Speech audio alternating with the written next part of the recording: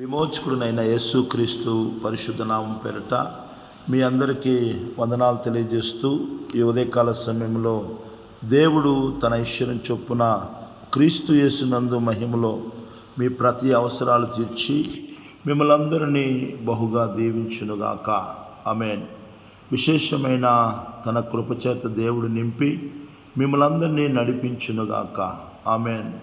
దేవుడైన యెహోవా మీకును మీ కుటుంబాలకు తోడై ఉండి మీరు వెళుతున్న మార్గములన్నిటిలో మీ కార్యములన్నిటినీ సఫలము చేయునుగాక. ఆమేన్. దేవుని బిడ్డలారా, ఈ ఉదయకాల సమయంలో చదవబడిన లేఖన భాగం నుంచి కొద్ది మాటలను మనం ధ్యానం చేసుకుందాం. ఆమోసు గ్రంథము 5వ అధ్యాయము 9-10 వచనాలు మనం చదివినట్లయితే 10వ వచనం మనం చూసినట్లయితే, అయితే గుమ్మములో నిలిచి బుద్ధి చెప్పు వారి మీద జనులు పగబొట్టుదురు, యథార్థముగా మాట్లాడు వారిని అసహించుకుందురు.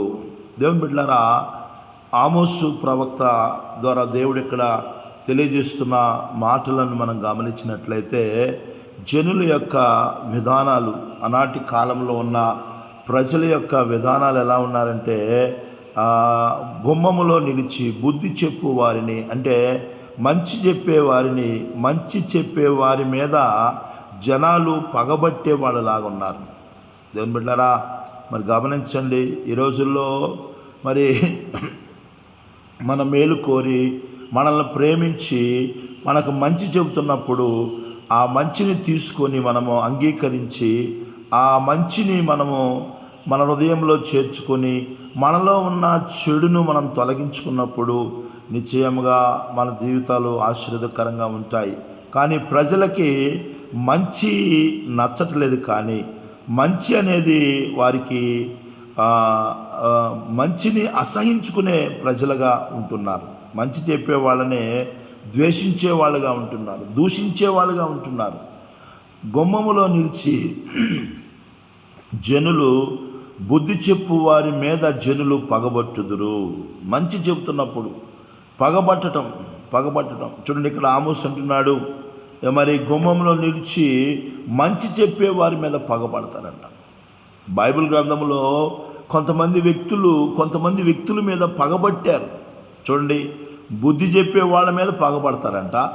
అదేవిధంగా బైబిల్ గ్రంథంలో మనం చూసినట్లయితే ఆదికాండము 26వ అధ్యాయము 27వ వచనాన్ని మనం చదివినట్లయితే అక్కడ ఒక మాట రాయబడతా ఉంది. ఆదికాండము 26వ అధ్యాయము 27వ వచనాన్ని మనం చదువుకున్నట్లయితే అక్కడ దేవుని మాటలు ఈ విధంగా తెలియచేయబడుతున్నాయి. అక్కడ ఇస్సాకు గురించి రాయబడతా ఉంది. 26వ అధ్యాయము 27వ వచనాన్ని మనం చదివినట్లయితే, దేవుని బిడ్డలారా, మరి ఇస్సాకు, మీరు నా మీద పగబట్టి మీ యొద్ద నుండి నన్ను పంపివేసిన తర్వాత ఎందు నిమిత్తము నా యొద్దకు వచ్చి ఉన్నారని వారిని అడగగా.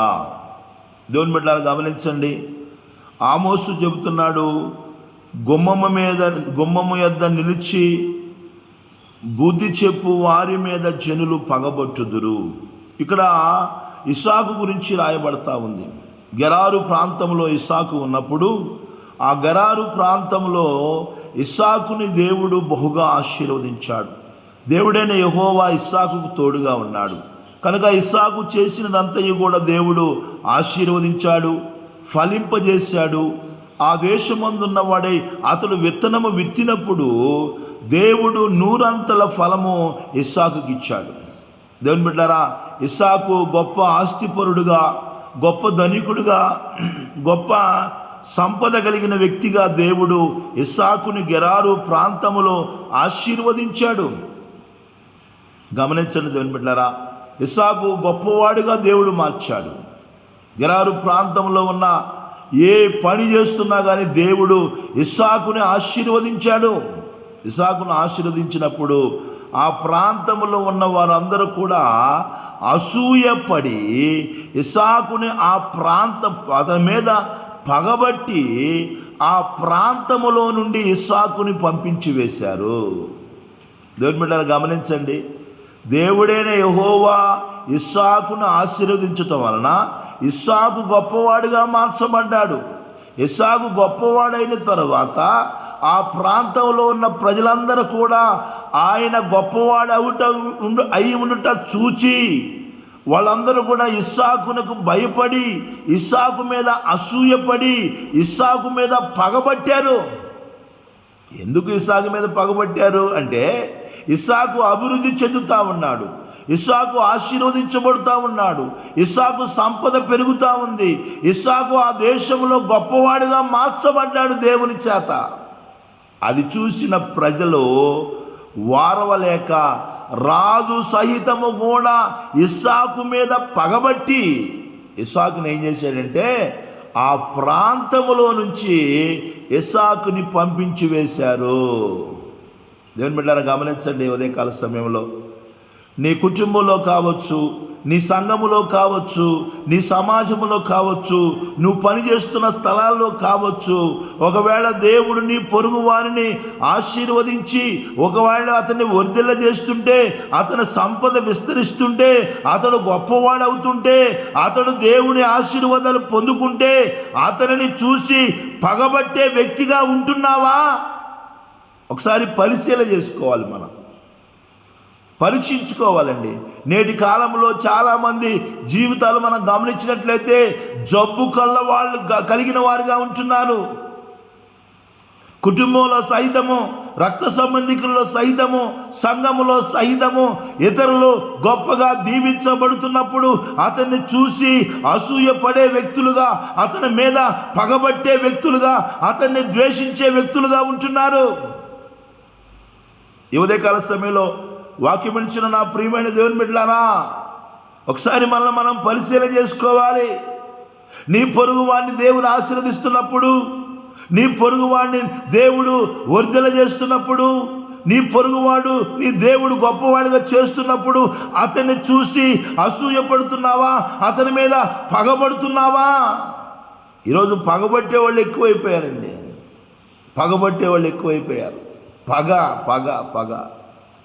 నా ప్రియమైన దేవుని బిడ్డలారా, ఇస్సాకు మీద వీడు ఎక్కడి నుంచో వచ్చాడు, ఎక్కడి నుంచో వచ్చి ఇక్కడ గొప్పవాడవుతున్నాడు, వీడు బలవంతుడవుతున్నాడు, ఆస్తిపరుడవుతున్నాడని చూసి ఇస్సాకును చూసి తట్టుకోలేక ఇస్సాకు మీద పగబట్టి ఇస్సాకు బావులు తోమిస్తే ఇవి మావి అని లాక్కున్నారండి. స్థానిక బలం కొంతమందికి. మేము ఎక్కడోళ్ళరా, నువ్వెక్కడి నుంచో వచ్చావేంటి? ఇస్సాకు ఎవరిని అన్యాయం చేయలా, ఇస్సాకు ఎవరిని దూషించలా, ఇస్సాకు ఎవరితో గొడవ పెట్టుకునేవాడు కాదు. ఇస్సాకు సౌమ్యుడు, ఇస్సాకు సాత్వికుడు, ఇస్సాకు దేవుడు అంటే భయపడేవాడు. అలాంటి వ్యక్తిని చూసి అలాంటి వ్యక్తి మీద జగడమాడే వాళ్ళుగా ఉంటున్నారు, గొడవలు పెట్టుకునే వాళ్ళుగా ఉంటున్నారు.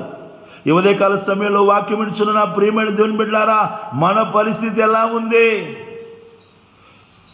పొరుగువాడు ఆశీర్వదించబడుతున్నప్పుడు, పొరుగువానికి దేవుడు ఆశీర్వదించి సంపదిస్తున్నప్పుడు, ఆస్తిస్తున్నప్పుడు, గొప్పవాడిగా చేస్తున్నప్పుడు ఆ వ్యక్తిని చూసి మన జీవితాల్లో ఎలాగుంటున్నాం? మనం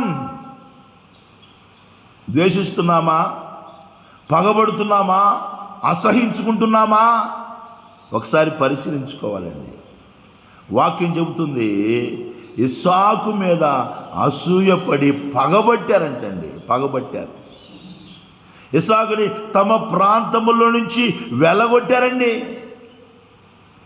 ఇస్సాకు తను కష్టపడుతున్నాడు, తను ప్రయాసపడుతున్నాడు, తను చేస్తున్న పనులకి ఆటంకపరచడమే కాకుండా తను తోమిన చోటల్లా మంచి జలల గల ఓటలు బయటపడుతుంటే అవన్నీ చూసి తట్టుకోలేక గొర్రెల మంద సంపద ఇస్సాకుకు విస్తరిస్తున్నప్పుడు చూసి తట్టుకోలేక ఇస్సాకు మీద పగబట్టి ఆ ప్రాంతములో నుంచి వెళ్ళగొట్టారండి. ఇస్సాకు వేరే ప్రాంతానికి వెళ్ళి అక్కడ ఉన్నాడు. అక్కడ ఉన్నప్పుడు అక్కడికి వచ్చారు వీళ్ళు. అక్కడ కూడా దేవుడు ఆశీర్వదిస్తున్నాడు ఇస్సాకుతో. ఇస్సాకు వాళ్ళు చేస్తున్న పనులు చూసి భయపడ్డాడు ఇస్సాకు. దేవుడైన యెహోవా ఇస్సాకుకు ప్రత్యక్షమై ఇస్సాకుతో అంటున్నాడు, ఇస్సాకా భయపడ మాకు, నేను నీకు తోడుగా ఉంటానని దేవుడు చెప్పాడు ఇస్సాకుతో. దేవుడు అన్నాడు, ఇస్సాకా నువ్వు భయపడొద్దయ్యా, నేను నీకు తోడుగా ఉంటాను. నా ప్రియమైన దేవుని బిడ్డలారా, ఈ ఉదయకాల సమయంలో దేవుడు తోడుగా ఉండటం వల్ల ఇస్సాకు ఆశీర్వదించబడ్డాడు. దేవుడు ఆశీర్వదిస్తున్న వ్యక్తిని ఏ మనుషుడు కూడా ఏమీ చేయలేడనే విషయాన్ని మనం గుర్తుంచుకోవాలి. ఇస్సాకు మోసం చేసి గొప్పడవట్లా, ఇస్సాకు అక్రమం చేసి గొప్పడవట్లా, ఇస్సాకు అబద్ధాలాడి గొప్పడవట్లేదండి. ఈనాడు మనుషులు ఇలాంటి వ్యక్తులుగా ఉంటున్నారు. కానీ దేవుడు మాత్రము ఇస్సాకును ఆ విధంగా ఆశీర్వదించలేదండి. ఇస్సాకు మాయమాటలు చెప్పి మోసం చేసి అబద్ధము దాడి తన ధనాన్ని సంపాదించలా, గొప్పవాడు అవలా.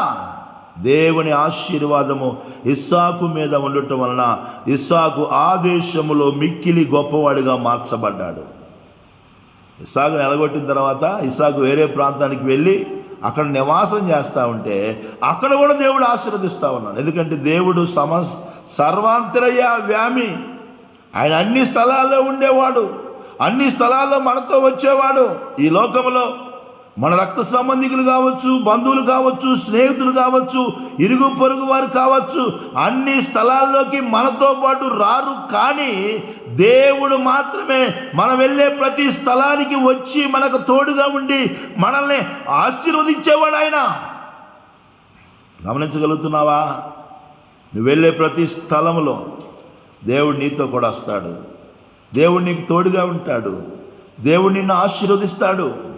మా ప్రియమైన దేవుని బిడ్డలారా, దేవుడు ఇస్సాకుకు వాగ్దానం ఇచ్చాడండి. ఇస్సాకా, నువ్వు వెళ్ళే స్థలంలో నేను నీకు తోడుగా ఉంటానయ్యా. నేను నీ తండ్రిని ఏ విధంగా ఆశీర్వదించానో నిన్ను కూడా ఆశీర్వదిస్తాను.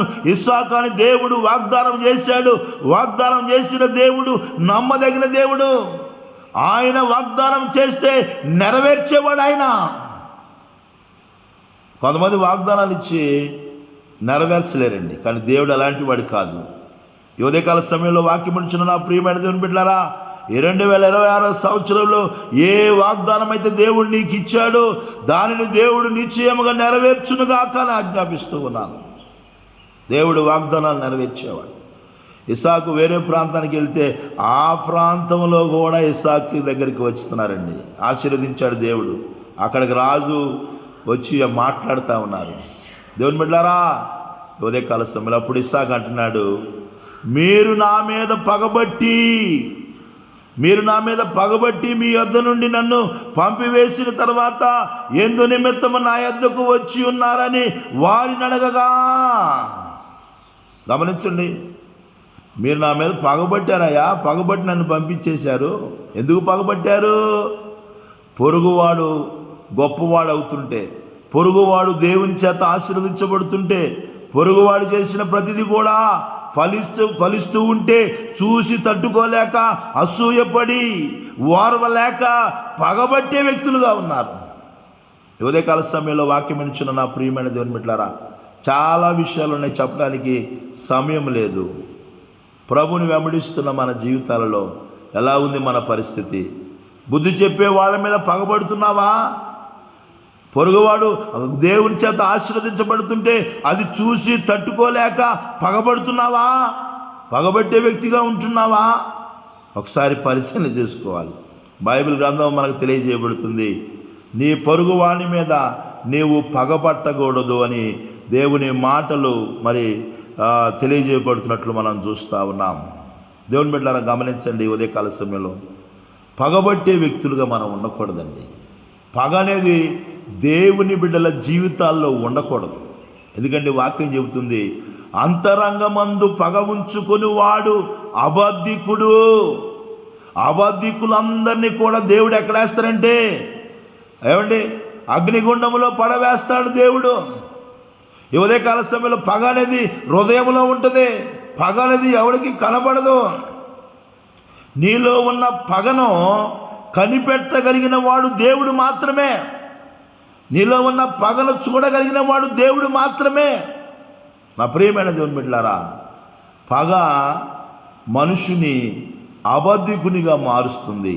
పగ మనుషుని పరలోకానికి పోకుండా అగ్నిగుండంలో పడవేసేలాగా చేస్తూ ఉంది.